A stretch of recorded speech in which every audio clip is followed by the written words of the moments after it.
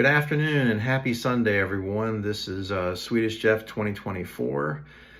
And what I wanted to do here is make a brief video talking about my C&D journey and specifically how I have come full circle in recent weeks, actually in the recent month here. So the first card and dice game that I played as a kid was Sherco Baseball Simulation. And I got that game back in 1985. I was 13 years old.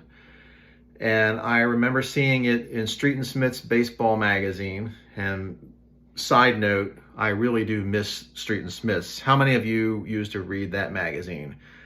I miss reading it. They brought it back and then they went out of business. So it's a shame because it was a great magazine and I used to look forward to it every year, especially the baseball issue, and not just for the teams and the analyses, I should say, but they would have a lot of tabletop games in there that would be advertised, and I would send for brochures for many of them. And Sherco was one of them. And Sherco wasn't a bad game, but I was 13. And I think that at that time it was a little bit too advanced for my age. And I had a hard time with it. It was a little bit too advanced for me at that time. And if I was older, maybe I might have been able to enjoy it more. But I played it a few times and I just didn't really get it like I really wanted to. So I played it for a bit and then I wanted to move on to something else. And one of the things that you're going to notice about me in my videos is I age myself quite a bit. And this is another example here. So a couple of years later, I went to visit my grandparents, and my mom and we went to take a trip that summer to visit my grandparents. My dad was on a deployment, and we went to KB toy stores in the summer, and KB toy stores, they were pretty popular, and like Toys R Us, they were very successful and now they're gone. So anyway, we went there and I saw this red box in the distance, and we're looking around the toy stores and it's like, yeah, that's cool. You know, this is cool stuff in here. But then I was like, oh, red box, that's Stratomatic. Excuse me. And I saw Stratomatic and my mom had said, is that a game that you want? Yeah. You know, why don't you ask me if I want to play center field for the Chicago Cubs? Yes. And my mom wrote it down and said, okay, well, maybe this is something, you know, for your birthday, you know, or for Christmas. And it was like a couple months before my birthday. And I was excited. I thought, oh, wow, cool. You know, Stratomatic, that'd be awesome. Well, my sister's birthday was not long after that. And what my grandparents decided to do with my mom is to get us an early birthday present, or a birthday present. My sister got a birthday present. I got an early birthday present. And as soon as I saw that box, this long cylindrical box, I was like, Stratomatic, it's Stratomatic. And I remember opening the box and seeing that red box, and I got so excited and I was so happy. And it was. And I loved it. And it came with 6 teams from the 1984 season. It was the New York Mets, the New York Yankees, Atlanta Braves, Chicago Cubs, Oakland A's, and Philadelphia Phillies, if I recall. And it didn't have the full season, but I would eventually pick up a couple different seasons of cards. Not seasons, but a couple different teams from the 86 season, because it was the previous year. And I would play a lot of tournaments back then, but it was fun. I enjoyed it. The next year, for my 16th birthday, I got the football game for Stratomatic. And interesting thing about that is I had a hard time deciding, should I get APA football or Stratomatic? And I sent for brochures for both games. and I looked at APA, and I looked at Strat, and at that time, I was 16. I was about to turn about 15, 16 years old. We'll just say I was 16. I thought that Strat would be easier from what I could tell at that time. And I also wanted to keep it in the family. I had had the Stratomatic baseball game, so I thought I'll keep the football game. Or I'll get the football game, keep it in the family. And I had fun playing that game. I enjoyed it very much. So I had these card and dice games, and then, aging myself again, my dad got us a Tandy computer. And for those of you from my generation and older, you will remember the Tandys. And I remember we went to this computer store in the local area, and I'm looking around to see what kind of sports games they have. At that time, there weren't a lot of licensed sports games, even like on the Nintendo. For example, if you played like a hockey game or a basketball game or a football, baseball, etc., they would have teams like New York, Los Angeles, Chicago, excuse me, but they weren't licensed. They weren't the real teams. They didn't have real players on them. And honestly, the best baseball game that I remember on the Nintendo back then was Bases Loaded from Jalico. I think Jalico was the name of it, the company that made it. They weren't real players, but Bases Loaded was probably the best video game on the Nintendo for baseball, because they had a Major League Baseball game. And I remember looking at the box at the local video store before I started working there, and it had the Major League Baseball logo. The game was called Major League Baseball. And then I go to play the game, and it was horrible. The players looked like these big, gigantic blobs, and it just wasn't much fun. And I said, well, this sucks, you know? So we got to this computer store, and I saw Earl Weaver Baseball. And I was like, oh my goodness, this looks like a fun game. Number one, it's Earl Weaver. It has real baseball players from the beginning of the 20th century to 1975. And what Earl Weaver Baseball would do is take a Hall of Famer or a person who was close to being a Hall of Fame player. Their best season would be in the game. So Roger Maris's 1961 season would be in the game. He was in there. Mickey Mantle, I think it was 1962 was his season, and etc. So it would have like their best years. Roberto Clemente, I think, was 71. And it was a great game. Bob Gibson, 1968. Denny McLean, 1968. And I played that game. And then the next year they came out with a commissioner's disc, which had the 1988 season, and you could design stadiums. And that was really cool. You could create your own schedules. And I played that and gradually moved off the card and dice. And I started to get more into the computer games and video games. And I would continue down that path for many years. Eventually, I got micro league baseball. After playing Earl Weaver Baseball for a couple of years, I moved on to micro league, which was a fun game to play. Not as many teams, but it was sort of the best teams of all time, and you could play them all, and it was fun. It was fun. But after a while, it just got to be like, okay, that was fun. Now what? And I played the video games, and I was telling last night on Dave Gardner's chat, the live chat stream, that I used to have all those systems. I used to be a hardcore gamer back in the day. I know it may seem hard to believe, but I had the Nintendo Entertainment System. I had the Super Nintendo. I had the Sega Genesis. I had the Nintendo 64. I had the PS1 and the PS2. And when I used to work for Hollywood Video, when a new system would come out, I would rent it and test it out. And if I liked it, I would save up money and buy it. So I had all those systems. Meanwhile, moving away from cards and dice. So fast forward to 1997, and this computer game comes out called Diamond Mine Baseball. And it was created by Tom Tippett, who had also created PC Baseball, which was the computer version of the board game Pursue the Pennant. And Pursue the Pennant was another game that I always saw in the brochures and I always thought about getting, and I never did until many years later. And we'll get to that in a minute here. So Diamond Mine, if you look at the game, it's pretty minimalist and it's text-based. It doesn't have a lot of bells and whistles, which a lot of people don't really care for. And then a lot of people, it doesn't matter because it is very true to the real life statistics.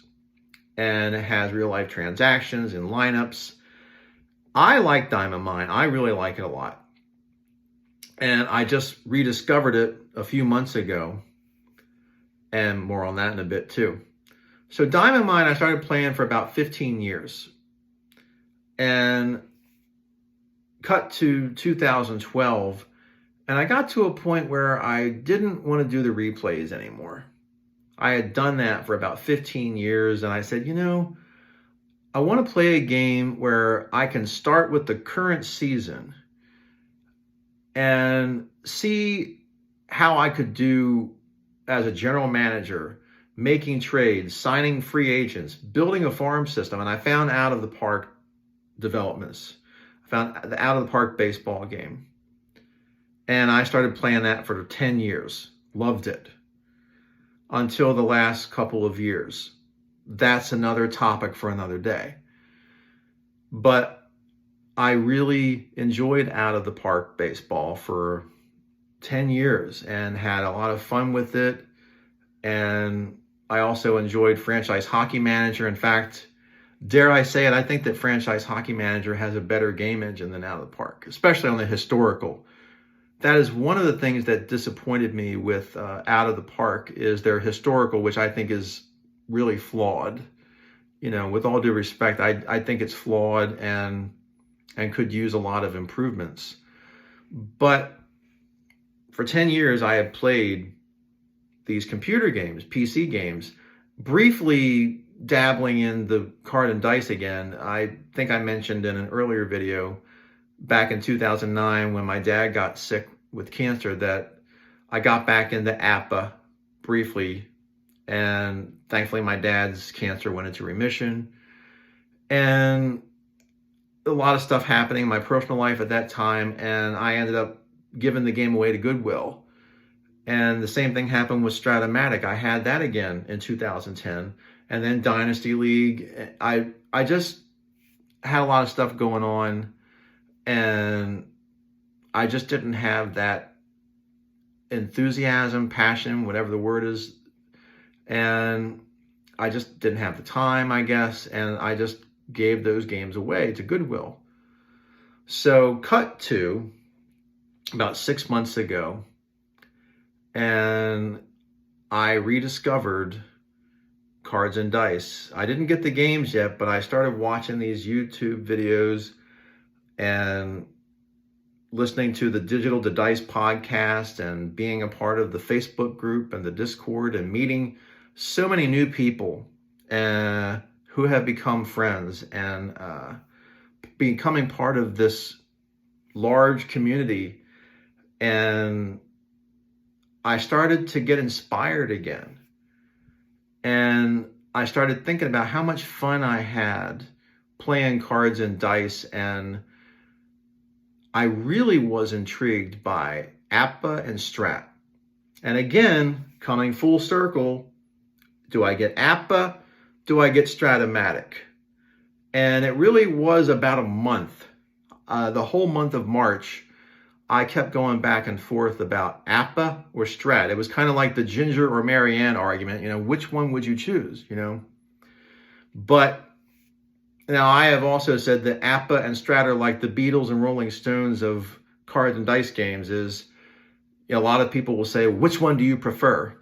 And my answer is, I need both in my life. I have a preference for one over the other, but I love them both. And I need them both in my life. And I weighed the pros and cons and I thought about it, and after seeing a lot of APA videos, especially the football ones, and how smooth and proficient that engine runs, I said, I'm going with APA. The pros just kept adding up. And it's nothing against Stratomatic. I love Stratomatic. You know, Stratomatic is kind of like your first love, or my first love. You know, you never forget your first love. And I'll always have fond memories of it. But APA is just a completely different animal. I know that's a cliche, but it is true. And I said, you know, I'm going to go do this. And no, it's not cheap. But, you know, I said, you know what? I don't go crazy with my money. And this is something that I will enjoy. And I think that, you know, we work hard for our money. And yes, you got to pay bills and you got obligations and things to do. And I get that. But we all have to have fun. You know, we all have to enjoy life. And you get what you pay for. That's one thing that I've learned, you know, in my life, is you get what you pay for. And it's been an investment that I am completely grateful that I took advantage of.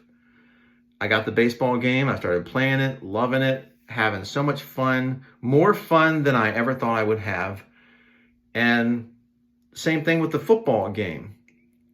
And I hope that that passion comes across in my videos, the unboxing, and, you know, even though there were a couple little hiccups along the way, but, you know, if I can make somebody smile and laugh, at least one person every day, that's what I live for. You know, I try to make at least one person smile and laugh every day. And maybe they were laughing at me, not with me that day, but I don't care. It was fun. I enjoyed it. And I'll take it. So it has really been a labor of love playing the cards and dice. And it's just so gratifying to be able to come back and do something that 6 months ago, I never thought would have been possible. A year ago, I never would have even dreamed this. If you would have told me a year ago, you're going to be playing cards and dice again, get out of here. What are you talking about? No, I'm not going to be doing that. And yet here I am. And I'm grateful. I'm just grateful to be here and to be sharing this love and passion with all of you. And, you know, it's not that I will never play PC games again, because I am interested in action PC. That is a game that I am very interested in, and I want to check that out because I've been watching a lot of action PC videos, and yeah, that is definitely one that I keep seeing, and it, again, it's calling me, you know, like the APA football and baseball. Remember the Superman movies when the crystal was calling him to the Fortress of Solitude? Well, I'm not being called to the Fortress of Solitude, but it's like it's calling me, and I can just keep drawn to it. I keep getting drawn to it. So I definitely want to check that out. And I'm not saying that I'll never play the computer games, or that's it, I'm done. You know, I'm done with the computer games and PC. That's not true. But right now, my focus is the cards and dice. And it's, if I can make a comparison here, and this is probably it's probably a silly comparison. I have a lot of friends, and I'm one of those people that is really a big fan of music, and we collect classic albums, and a lot of them are in the vinyl community. And we often have talks about physical media versus streaming.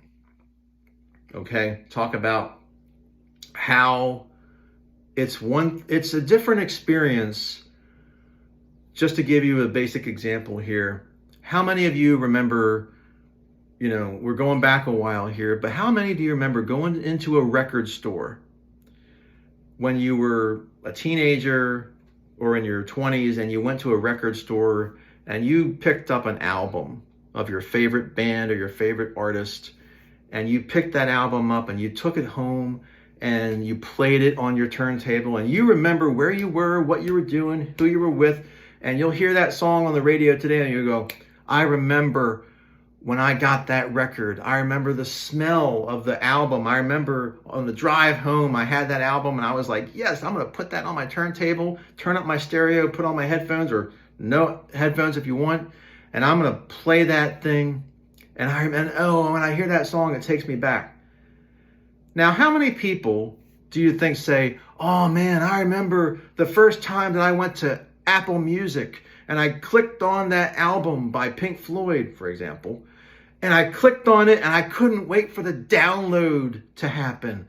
And I was downloading and it was counting down, and then it went into the cloud, and oh man, what a nostalgic day that was. I highly doubt that many people say that. You know, there's something unique and different about having an object physically than something that's in the ether, you know. Not that PC games are in the ether necessarily, but it's a different thing when you play and you're rolling the dice and you're looking at charts and you're holding cards in your hand versus playing a video game, you know. Although you can enjoy it, and, you know, I'm not a hypocrite here. I do stream, and I do, you know, I ride my exercise bike 5 days a week, and every morning, 5 days a week, I put on my earbuds and I listen to Apple Music. So I do that, you know.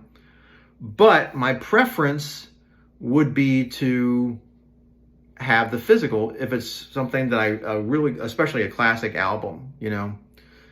And it's the same thing with Blockbuster Video, why I miss Blockbuster and video stores so much. I know I'm biased, I get it, but there was something about going to a video store on a Friday or a Saturday night and going in there and seeing all the movies and picking up the boxes and taking that home and watching it with your friends or your girlfriend, your boyfriend, your spouse, your family. There was something about, you know, doing that versus, well, I can go pull it up, you know, I can pull it up on my TV, you know. What happens if the cable goes out? You can't watch it. What happens, you know, if the internet goes out? You can't watch it. But if you had a video store in the area, you could go and rent it. And don't tell me about Redbox. It's not the same thing. Sorry, it's not the same. Because that's what people usually, oh, you get a Redbox. Not the same thing. It is not. There's something about the physical that's different from streaming. And it's the same thing with cards and dice versus computer or PC. Not that you can't enjoy them. I certainly believe that, and I know I do, you know. And I'd be a liar if I said that I didn't. But if I have a preference of one over the other, especially now, I would say cards and dice. Although I will say that, you know, you might make an exception for certain games might be more palatable, like hockey and basketball. I'm not really sure how that would work out with cards and dice yet because I haven't played them. I will eventually get to those and I'll have to learn. But I imagine that it probably is more convenient to be doing a basketball game or a hockey game on PC than cards and dice. But maybe I'm wrong. Maybe it is better the other way, or just as much fun. But those are my thoughts, and just wanted to share with you my journey and proof that you can go home again. And it's good to be back home. And I'm really enjoying it. And I just wanted to say thank you for listening. And thank you for my new subscribers. I've had more subscribers in the last 2 weeks than I've had in the last 2 years. Believe it or not, that's pretty awesome. And I just want to say I hope everyone has had a wonderful weekend. Have a happy rest of your Sunday. I'll see you soon.